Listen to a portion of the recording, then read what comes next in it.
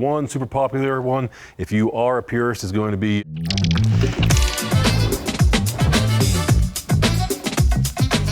So we are talking about the best forged irons in 2022, and this is a category that has many different looks, and really there's some different irons in there that are geared for different types of players. We're going to talk about all of them, test a couple of them out, and when we're done today, you'll see very different clubs with very different technology sprinkled in throughout all the different lines. Let's talk a little bit about forged irons and maybe some misconceptions that you might have about them. Now, historically, forged irons have always been for your best players. They're typically really small, really unforgiving. Now, there are some irons out there that still exhibit these kind of characteristics, but there's also been a lot of cool technology introduced into this line in recent years. So we'll start with some irons that look like what you may have seen growing up, and then we'll work into some of the newer technologies as well. And really, one super popular one, if you are a purist, is going to be one of the newest from Mizuno's, the Mizuno Pro 221. This is just a continuation really of their MP line. And looking at this iron, it's going to be the smallest of the bunch that we test here today. We have a really thin sole, very sharp leading edge, and not a whole lot of camber to the sole. So really what's going to happen with this iron, it's not going to have a lot of forgiveness when it comes to turf interaction. If you hit it a little bit heavy, this club's really going to want to dig into the ground. You do have to be really precise with your low point control, with your ball striking, if you are hoping to hit this iron. One of the other problems you can run into whenever you really just don't have any perimeter weighting, it's a solid blade in the back of this club. Whenever you do hit anything a little bit thin or a little bit towards the toe, your ball speeds are going to go down really quick, and what that's going to turn into is a big loss of distance. If you're an awesome ball striker, hit this thing in the middle every time, you're going to love this iron. Mizuno has always done a great job of just making very traditional looking irons that have awesome feel, and really throughout this entire Mizuno Pro line, they do have the 223, 225, where they start introducing some more technology.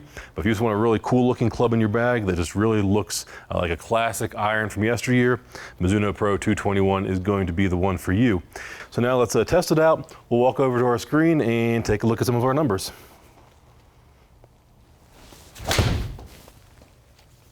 And I hit that one pretty solid, maybe just a little too far behind, and like I was talking about before, that fat shot is going to be very difficult to get away with when you're testing an iron like this. So let's take a look at these numbers, and we'll really see what the launch was and how far I carried that shot. And we can see a ball speed of 125, hitting it a little bit heavy. That's still pretty good, especially with an iron that is just your solid blade, solid muscle back. See a launch angle of about 17, total backspin about 6,000, and overall I carried this about 200 yards. Again, that's pretty good. I would expect when I get to see some of these other irons, like our next one up, that I'm going to hit it a little bit farther because some of the tech that we do have. And the next one that we're going to talk about is going to be our Ping i525, replaced the i500, which was really popular. They've made some cool changes to this model. For starters though, this iron has a forged miraging steel face, and then they actually weld that onto the body. So really what that allows them to do, gives them a really thin face. It allows you to increase your ball speed. You can think of it almost like a mini driver. And then, using the port in the toe, they inject the club with a polymer so it still has the feel of a solid one-piece forged, but does get you a lot of the technology really that majority of golfers do need. If you like to look at a pretty small club but want to benefit from the technology, 525 would be an awesome one for you to test. Now this is going to have just a little bit more offset compared to our Mizuno Pro 221, so it does help you out if you do tend to hit a little bit of a fade. If you maybe overdraw it too much, you might have to make some compensation to make this guy work. But what I do like on this particular model, we do see a really narrow heel, so you don't have to worry about the heel catching maybe too much if you are going through some thicker turf, but we have a overall fairly wide sole. And really it's the opposite compared to the 221. If you do tend to hit it a little bit heavy, or we're gonna have bad shots, if you do get a bad one in there, that little thicker sole can help you out. So now let's try our i525. And again, because this one is a little bit higher in technology, a little more technology, I'd expect some higher ball speeds because of that.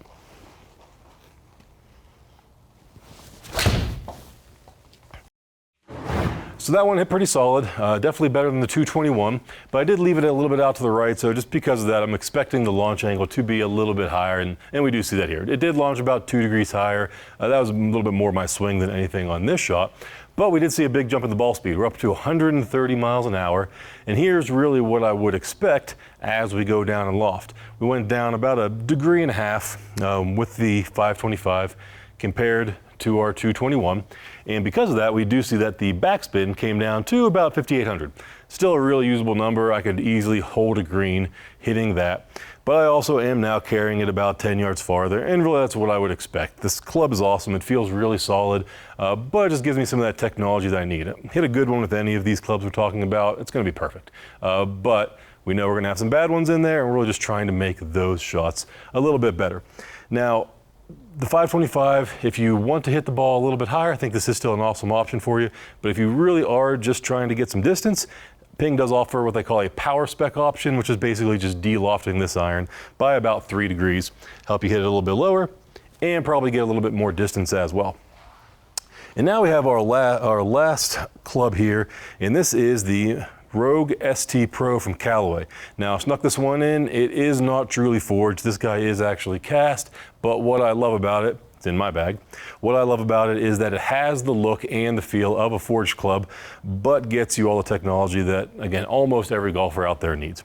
We have a really small profile from heel to toe, but pretty much the same as the 221. It has a slightly narrower sole than our 525, but definitely a little bit bigger than the 221, so there is some forgiveness built into it. And there is just a little bit of camber, so we do have a nice mix of the two where there will be some forgiveness on those heavy shots, not quite as good as the 525, but there is a little bit in there as well. And similar to our 525, Callaway has injected the club with a polymer, which just helps it to feel one piece. All these clubs are going to feel like you're hitting a solid muscle back. Even on those really pure shots, you're not going to be able to tell the difference. The mishits are really where you're going to see it. What I love about the Rogue SD Pro as well too, it has really the offset between the last two models. 221 having almost no offset, 525 having a little more offset, especially for this line of irons, and then your Rogue SD Pro having the slightest amount. So if you hit a little fade, you should be an awesome club for you.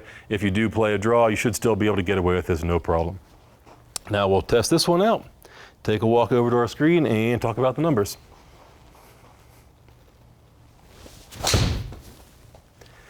Hit that one ever so slightly off the toe, but I expect it to be pretty good. Didn't hit it very fat. Let's take a walk over here and see what we can find.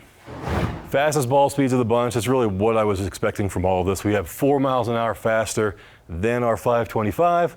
Launch angles almost the same as all of them. We had 17 with the 17 with the 221, 19 with the 525, and now 18 with the Rogue SD Pro. We do see that the backspin did drop down to about 5,400, and part of the reason for that, it is going to be the strongest lofted of the bunch, down to about 30.5 degrees of loft on a 7-iron. But the cool thing, because of all the technology, lots of tungsten in the sole, if you've had the Maverick a couple years back, it has more than double the amount of tungsten in the Rogue SD Pro. What that helps it to do is just launch really high. So we see these guys are launching just like the rest of them, spin a little bit low, but that's making me hit this thing way farther than any of them. Picked up almost over 20 yards compared to our 221. Really no surprise, just a lot of technology in a pretty small package. And that's really just with some of the technology that all the manufacturers have been integrating in the last couple of years, is they can take an iron, they can make it this pure forged blade if that's what you want, or they can give you a really similar looking package, fill it with a lot of technology, give you the look, looks awesome in the bag, looks awesome when you put it down, but really give you the performance that us weekend golfers really need. How are you going to figure out what's best for you though? You need to find somebody you trust, hopefully somebody that really knows your game. Go in, get a club fitting, test them all out, and make sure you get the one that's right for you.